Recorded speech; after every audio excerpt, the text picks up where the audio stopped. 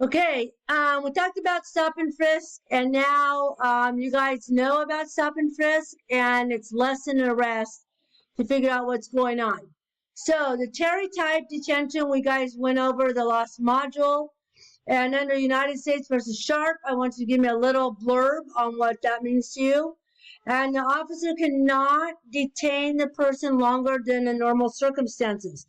So you can't keep somebody around 45, 55 minutes unless you can show you're doing investigative, some type of investigation regarding other crimes regarding the suspect.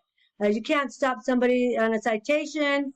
All they did is run a stop sign. You have no other means to detain them other than they are be given a citation. Citation from start to finish, 7 minutes. In, out, gone. Here's your cite. Thank you. Have a great day. So you cannot keep them longer. That was my standard. Okay. The officer may only pat down the individual for the presence of weapons. Remember, only the outside clothing. You can't ask them to take off their shoes or socks and go through all kinds of other things. Okay.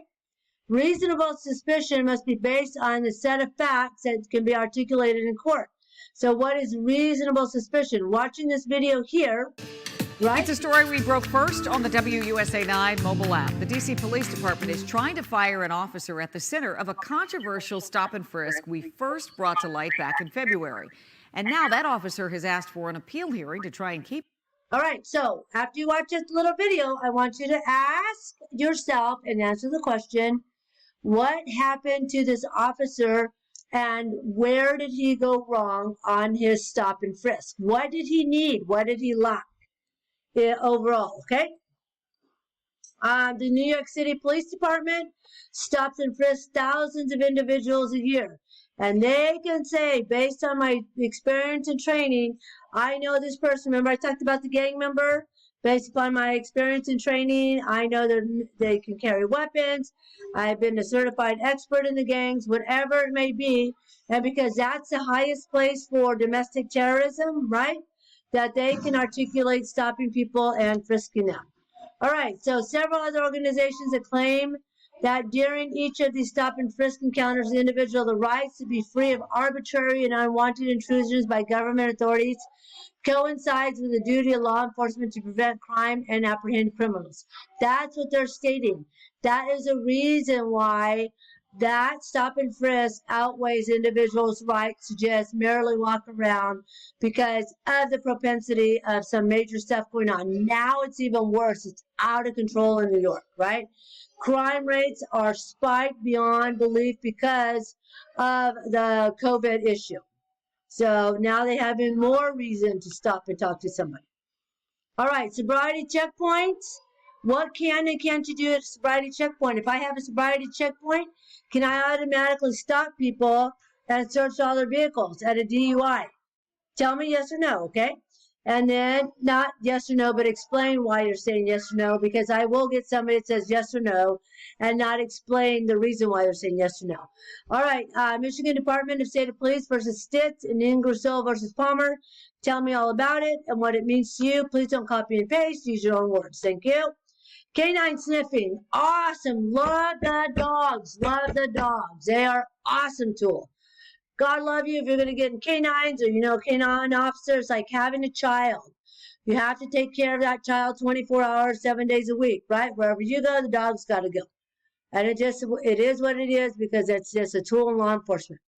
So a warrantless sniff of the canine of the vehicle is legal, right? Because they're just using part of the senses, the tools that are available to them, just as if a human being is walking around the vehicle and they can smell lots of marijuana where people are seeing like they're Cheech and Chong, right? And what goes on from there. Watch this poor guy and his dog and what happens. Tell me what you would do as a canine officer. The use of canines at transport terminals to find bombs and whatnot at the airports, those are also legal, right? Because you're in a public business spot, so if they determine that they want to people search, they will. Warrant, and then also canine sniff is in a public place like a mall is legal under most circumstances. Unless you're actually targeting people and profiling them, you can't do that. Just overall, they can do have the right to sniff people. Okay, so, going back to this, after you watch this video, I told you what's one thing that you learned from the video, okay? What's one thing in the warrantless canine sniffing? Can you tie those two together, okay?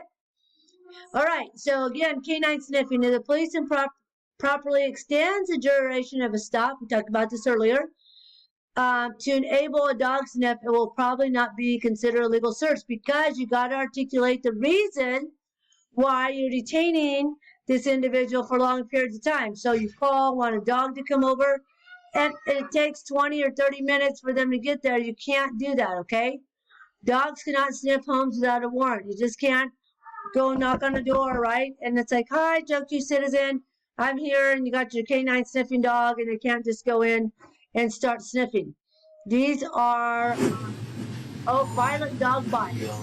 Raw video like this is changing public perception of police dogs. Here, police in St. Paul, Minnesota. Okay. I've been on this earth 55 years, right? I have never been bit by a police canine.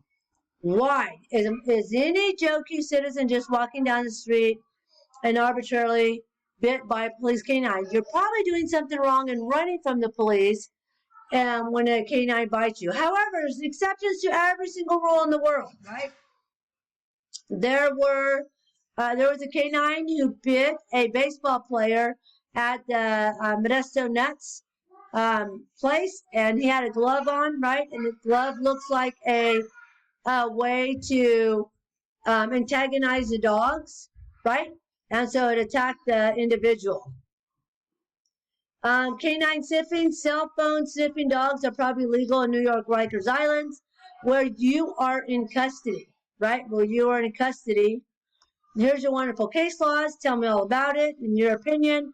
And look at that. Whoa and behold, you're all wrapped up pretty fast. This is what I'm talking about from the first week to now. It kind of moves really quick.